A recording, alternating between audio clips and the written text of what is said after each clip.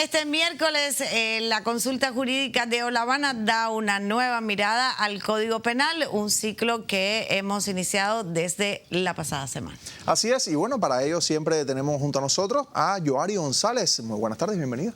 Hola, ¿qué tal? Muy buenas tardes. Un saludo como siempre para los amigos televidentes y qué placer compartir contigo en esta ocasión.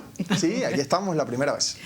Hoy en nuestra mirada al Código Penal nos vamos a detener justamente, Yoari, en los delitos contra la creación artística. Así es. Ajá. Entonces, ¿qué conductas antijurídicas pueden lesionar, digamos, los derechos de un autor? Para dar esta explicación, bueno, vamos a ver una primera imagen que les he traído para que nuestros televidentes puedan visualizar que estamos hablando de cuando hablamos de cómo se configura un delito. Siempre hacemos referencia a una conducta que está descrita a través de lo que se denomina verbos rectores. Y entonces estos verbos rectores para el caso de las infracciones que se puedan cometer en el derecho de autor es la usurpación de la condición del autor, la usurpación de la identidad, es decir, hacerse pasar por el autor de una obra literaria o una obra artística cuando realmente no lo sea, o también cuando se haga pasar por el intérprete o ejecutante de una obra en este sentido. Y también la modificación, que es uno de los derechos que se protegen. Solo el autor es el que puede tener, ¿no?, la facultad de modificar su obra agregando o quitando algo de lo que originalmente tenía, y por lo tanto quien sin la autorización del autor haga o realicen estas conductas, entonces estaría cometiéndose este delito. Bueno, ¿de qué forma pueden tipificarse entonces los delitos en el ámbito de las marcas y patentes? Bueno, en este ámbito de las marcas y patentes, estamos hablando de la propiedad industrial. Hay un conjunto de conductas, ¿no?, que puedan tipificar este delito, como por ejemplo la fabricación o comercialización de mercancías, o sea, los embalajes que contengan una marca que sea idéntica a la que se encuentra registrada o aquella que ha sido declarada como notoria, pero con esto no basta, o sea, también incurre en este delito la persona que revele o divulgue o registre informaciones que son no divulgadas. A veces escuchamos hablar de secretos comerciales, de secretos empresariales, que son informaciones que tienen un valor comercial precisamente por ser secreto. Cuando dejan de ser secretos, pierden ese valor comercial. Por lo tanto, si una persona ha revelado una información que el titular de esa información no la ha querido divulgar, entonces también aquí se configura un delito, porque la propiedad industrial también protege a la información no divulgada o lo que se denomina secretos comerciales o secretos empresariales. Entonces, por esa razón también encontramos en este artículo 429, apartado 2, estas conductas que tipifican este delito. Ahora, en el Código Penal, ¿qué sanciones se han previsto para los autores de estos delitos?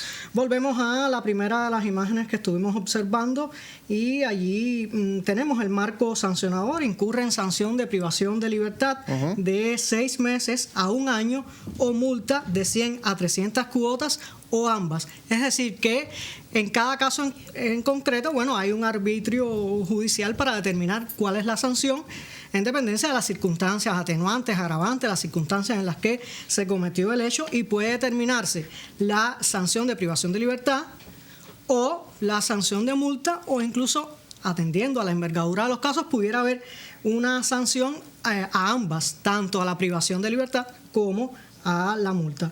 Esto es en el caso de la creación artística y literaria. En el ámbito de las marcas, las patentes, o sea, en la otra vertiente de la propiedad intelectual, que es la propiedad industrial, encontramos que el artículo 429 establece como marco sancionador la privación de libertad de 6 meses a 2 años o la multa de 200 a 500 cuotas o ambas. O sea, es la misma explicación, atendiendo a las circunstancias concurrentes, pudiera en algunos casos incluso tanto privar de libertad dentro de este marco sancionador, como también imponer la sanción de multa también en ese marco sancionador, que está compuesto por un límite mínimo y por un límite máximo, y dentro de ese marco entonces el tribunal adecua la sanción. ¿Y qué diferencias tiene la regulación que tiene el actual Código Penal con esta que nos acabas de comentar? Bueno, ya la semana pasada habíamos comentado que hay un conjunto de nuevas familias de delitos. Este es uno de esos ejemplos, los delitos contra la creación intelectual. En el Código Penal, que aún está vigente, porque había dicho también la semana anterior que comenzará a regir el 1 de diciembre, es decir, el código anterior aún no está derogado oficialmente. Encontramos, por ejemplo, el delito de falsificación de obra de arte, pero con esto no se solucionaban todos los problemas, porque estábamos haciendo referencia nada más a una de esas conductas que pueden ser la falsificación y a una de las obras protegidas por el derecho de autor, que es la obra de arte. Pudiéramos estar haciendo referencia a una obra pictórica, quizás una obra fotográfica, pero no a al conjunto de las obras que se protegen por el derecho de autor, que quedaban fuera las obras literarias, las obras musicales, quedaban fuera otras conductas como un plagio o una imitación, ¿entiende? Y entonces era necesario esta regulación que ya hoy está aprobada en este nuevo Código Penal para esta familia de delitos, que el objeto de protección, el bien jurídico protegible, es la creación intelectual en sus dos vertientes. Por una parte, el derecho de autor, y por la otra, la propiedad industrial, que hace referencia a aquellas creaciones intelectuales que se aplican a la industria y al comercio, como las patentes, las marcas, los derechos, o sea, los diseños industriales. Perfecto, está bien, Yoari. Entonces te esperamos la próxima semana y continuaremos entonces abordando otros temas relacionados con el Código Penal. Así va a ser, y vamos a estarnos enfocando la próxima semana en los delitos contra los derechos laborales. Vamos a hablar del acoso laboral, vamos a hablar de la lesión maliciosa, que son nuevas figuras delictivas que se encuentran en el nuevo Código Penal.